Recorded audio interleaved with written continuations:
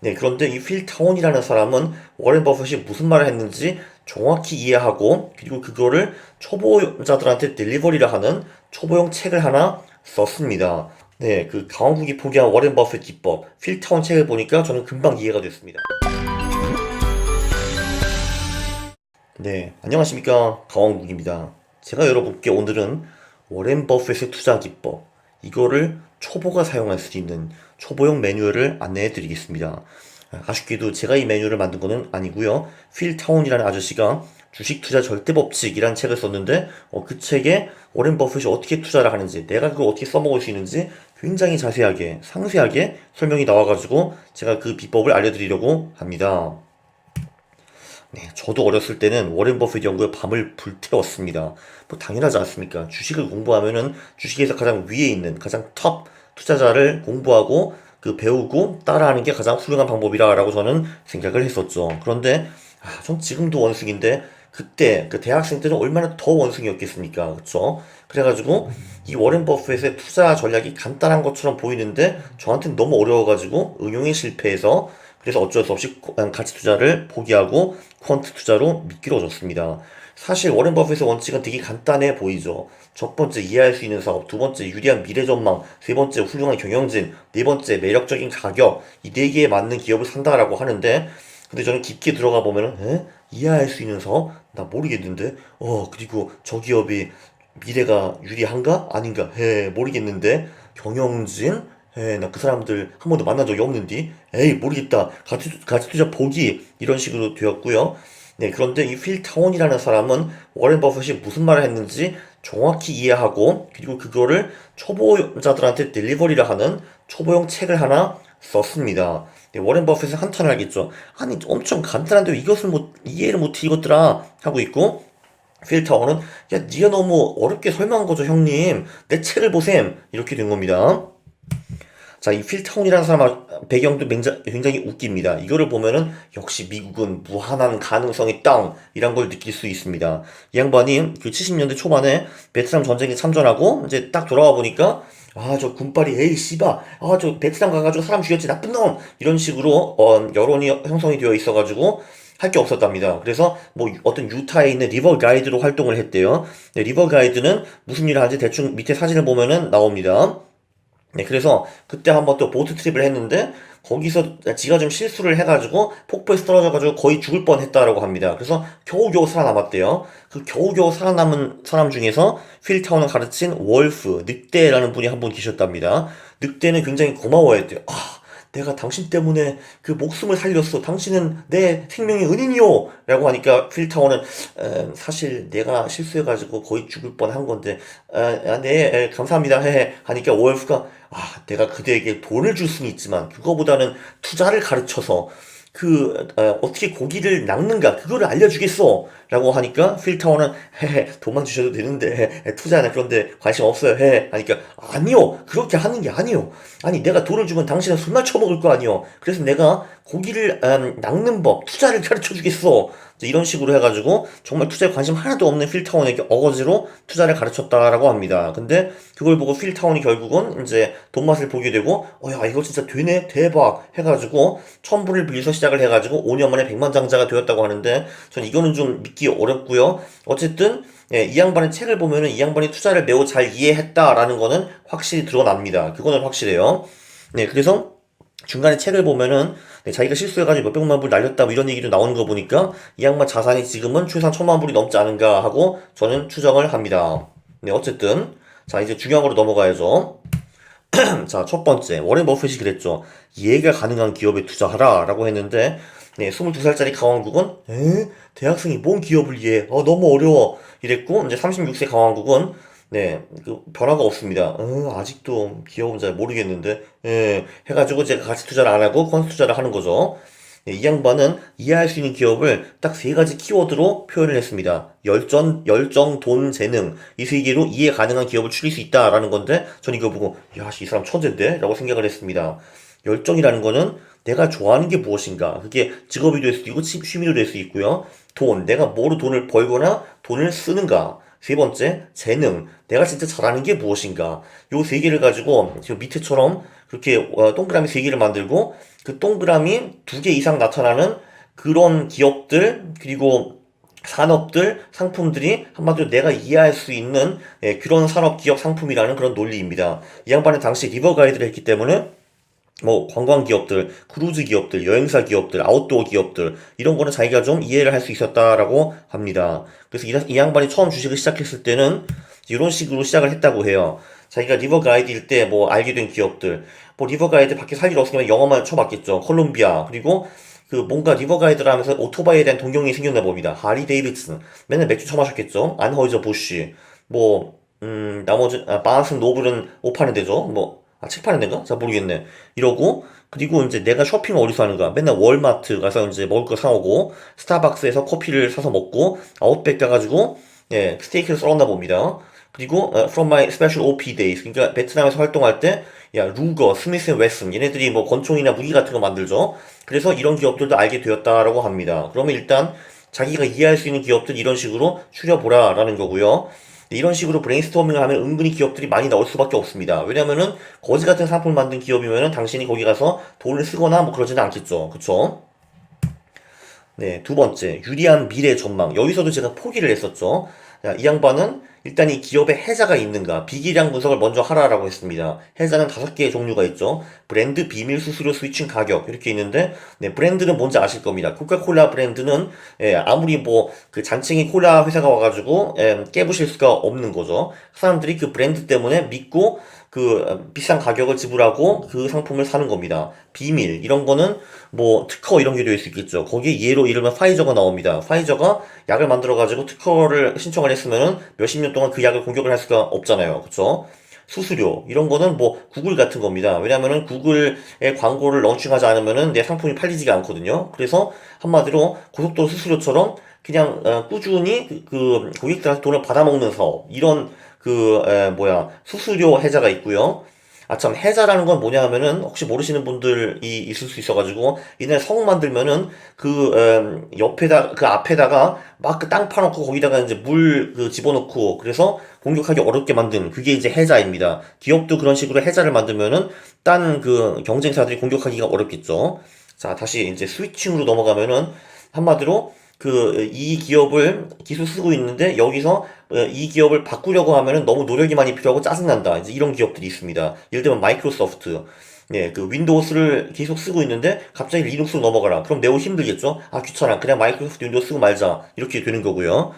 ADR 페이첵스, 여기는, HR 블럭, 여기가 뭐 예를 들면은 뭐, 카드 기기, 이런 걸 텐데, 네, 갑자기 이제 이 카드 기기를 끊고 다른 회사 거 도입한다. 아, 귀찮죠. 그쵸? 이런 게 있고, 그리고 프라이스, 가격으로도 해자를 만들 수가 있습니다. 예를 들면 월마트는 압도적으로 싸기 때문에, 네, 다른 슈퍼 그 마켓 체인들이 공격하기 어렵고, 네, 그래서 계속 해자가 있다. 뭐 이런 얘기입니다. 네, 이제 여기서부터가 중요. 기량으로 넘어갑니다. 저는 퀀트잖아요. 비기량은 제가 잘 모르잖아요. 그쵸? 해자의 위력은 수치로 보여야 한다 하는데 여기 죽으면 오형제가 나타납니다. ROIC는 ROA랑 비슷한 지표라고 보시면 돼요. 이게 10년 평균이 10% 이상이어야 된다. 매출 성장 10년 평균 10%, 연 평균 10% 이상 성장을 해야 된다. 주당 순이익, 주당 순자산 성장도 10년 평균 10% 이상 성장을 해야 된다. FCF, 자유현금 흐름 10년 평균 10% 이상 성장을 해야 된다. 그러니까 한마디로 10 곱하기 10을 5번. 야, 그러니까 이게 죽으면 오형제죠. 솔직히 한국에선 이 조건을 충족할 수 있는 기업이 얼마나 많은지 솔직히 저는 잘 모르겠습니다. 다음번에 한번 찾아봐야 될 것 같아요.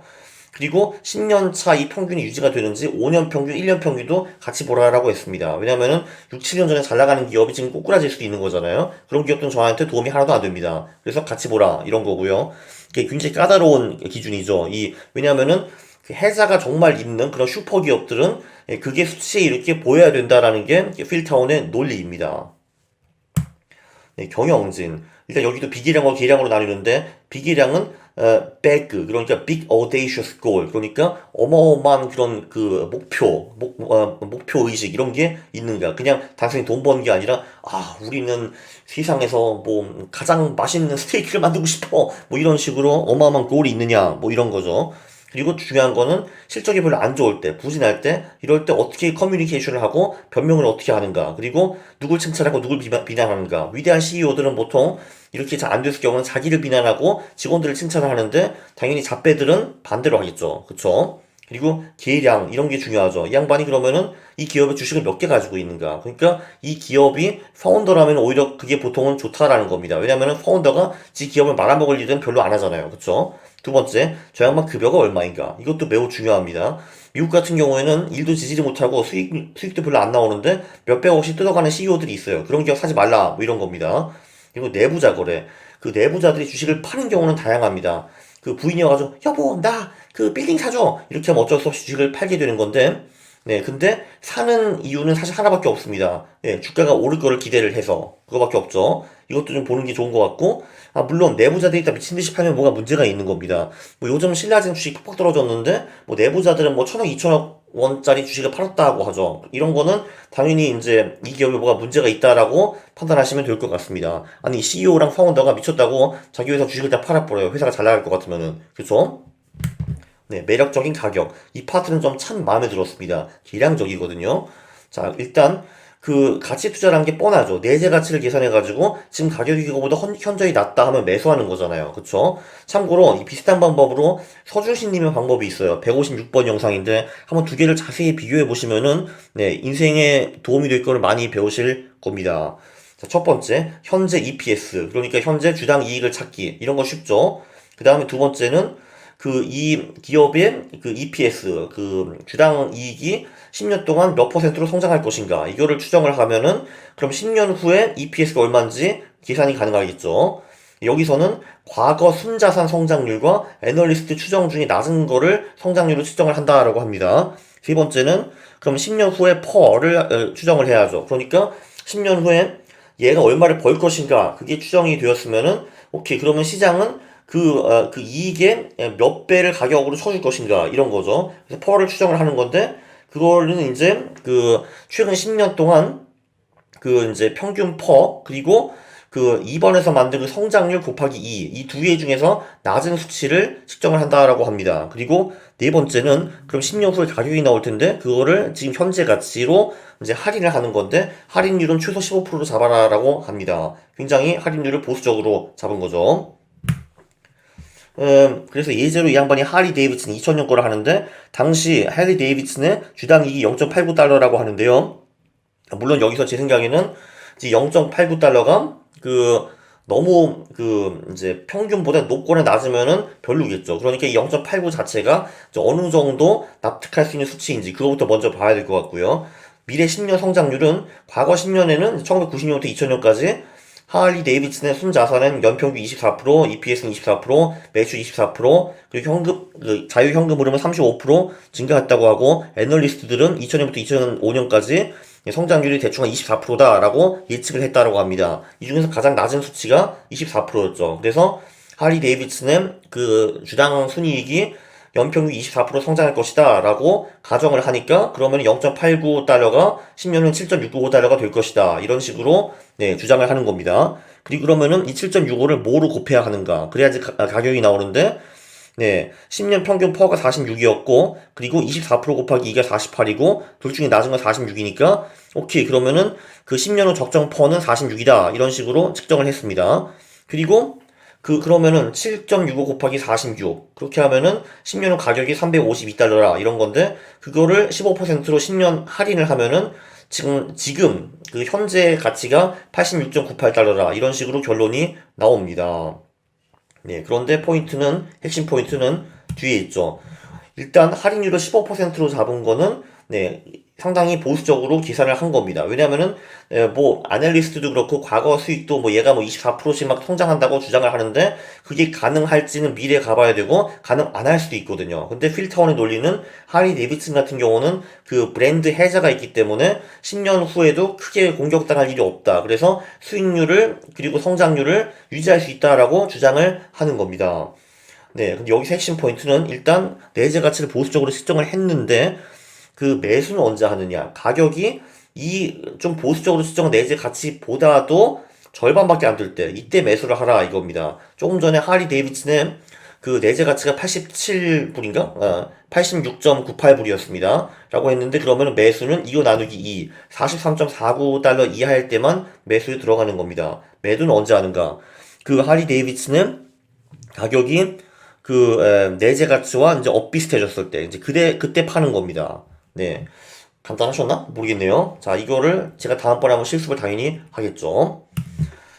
네, 그 강원국이 포기한 워렌 버핏 기법, 필타운 책을 보니까 저는 금방 이해가 됐습니다. 아, 역시 나는 원숭이였어. 이런 걸 알게 되었고요. 자, 일단 이해 가능한 주식은 열정, 돈, 재능. 이걸로 보고 미래 전망이라는 거는 비계량, 5대 해자, 계량, 5대 수치, 10 곱하기 10 이런 게 있죠. 아, 10 플러스 10인가? 경영지는 일단 BAG, Great Goal이 있느냐, 그리고 잘 안 풀릴 때 어떻게 대응을 하느냐, 그리고 주식수, 보수, 내부자 거래 이런 거를 보시고요. 내재 가치는 현재 EPS를 계산을 하고 미래 성장률을 계산해가지고 미래 10년 후 EPS를 계산한 다음에 미래 벌을 계산을 하고 그걸 통해서 미래 가격을 계산한 다음에 그 미래 가격을 15%로 10년 할인을 하는 겁니다. 네, 그리고 그 가격이 내재 가치의 50% 이하일 경우 이때만 매수를 하는 거고 내재 가치 가격이 도달하면은 그때는 파는 겁니다. 자, 다음에는 이제 이런 주식들이 한국에 있긴 있는가, 있으면 어떻게 찾는가, 뭐 이런 거를 같이 한번 고민해 볼 겁니다. 네.